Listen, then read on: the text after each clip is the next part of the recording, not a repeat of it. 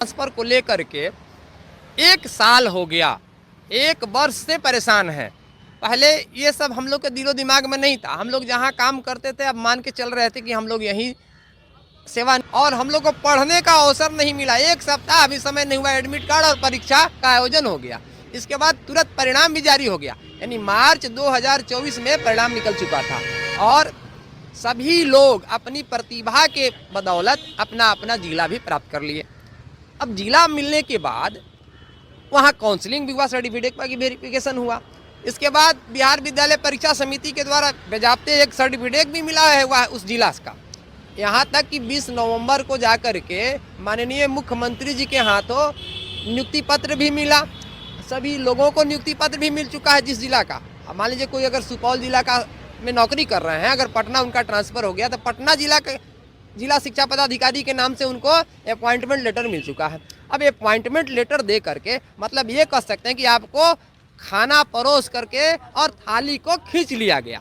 यानी सरकार जो है बस खाना पूर्ति सरकार मतलब कर दी है। शिक्षकों को ट्रांसफर का लॉलीपॉप दिखा करके और खाना थाली सहित खींच लिया है। और इसके बाद नया नियम बना दिया और उसमें कहता है कि जो जहां है वहीं रहेंगे और अब आपसे हम अभयावेदन लेंगे। अभयावेदन भी हुआ तो हम लोग को लगा कि चलिए उसमें ट्रांसफ़र तो हो जाएगी, क्योंकि एसीएस महोदय खुद बोले थे कि 10 विकल्प आप चयन कीजिए और 10 में अगर रिक्ति नहीं मिलेगी तो उसके आसपास के पंचायतों में आपको हम पदस्थापित कर देंगे। अभी 7 फरवरी को प्राथमिक शिक्षा निदेशक के द्वारा एक लेटर जारी हुआ। उस लेटर में कह रहा है ये लोग कि अगर उस 10 रिक्ति में आपको सीट नहीं मिला तो आपका जो जहां है वहीं पे आप रह जाइएगा। इसका मतलब क्लियर हो गया है कि किसी भी विशिष्ट शिक्षक में पुरुषों का ट्रांसफ़र नहीं होने वाला है।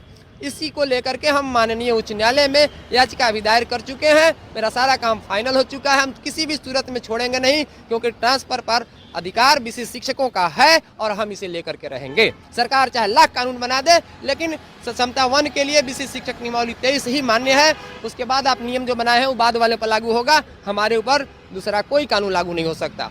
मामला जिसे कई राउंड पर बात हुआ है ना, वे बार बार केवल वही जो एसीएस की बात जो कहते हैं वही वो भी दोहरा रहे हैं कि असाध्य लोग का, पीड़ित का, नियमित का, बीपीएससी का, ये कुछ खास लोगों को ये लोग लाभ पहुंचाने के उद्देश्य से ये ट्रांसफर पॉलिसी लाई गई है। वो खास लोग हैं कि जिनको ये लाभ पहुंचाना लोग हैं जिसमें बीपीएससी से बहाल कुछ लोग हैं। अब बताइए, सारी लैंगिक भेदभाव का कहीं रूल नहीं है, किसी भी सेवा में लैंगिक भेदभाव का रूल नहीं है। अब महिलाओं का ही केवल ट्रांसफ़र आप कर देंगे तो एक विद्यालय में केवल सारी महिलाएं आ जाएगी, अब पुरुष का ट्रांसफ़र कैसे होगा?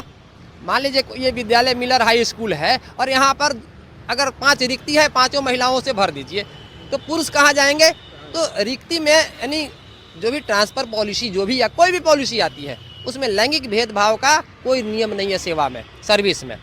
और यहाँ पर सरकार पूरी तरह लैंगिक भेदभाव करते हुए महिलाओं को प्राथमिकता दे करके उनकी सीट, देखिए प्राथमिकता आप दीजिए, लेकिन मेरा कहने का मतलब है कि 100% उन्हीं को दे दीजिएगा। एक कैसे हो सकता है? दोनों को आप लीजिए ना। एक विद्यालय में अगर 4 रिक्ति है तो उसमें आप 50% महिलाओं को दे दीजिए। सरकार से भरोसा नहीं, अब कोर्ट से ही आप लोग का भरोसा। हम अब जो है सरकार पर बहुत दिन तक 1 साल तक भरोसा रखे, बार बार तिथि पर तिथि बढ़ाया गया, हम उन पर भरोसा रखते चले कि अब हो जाएगा, सरकार कह रही है ट्रांसफ़र करेंगे।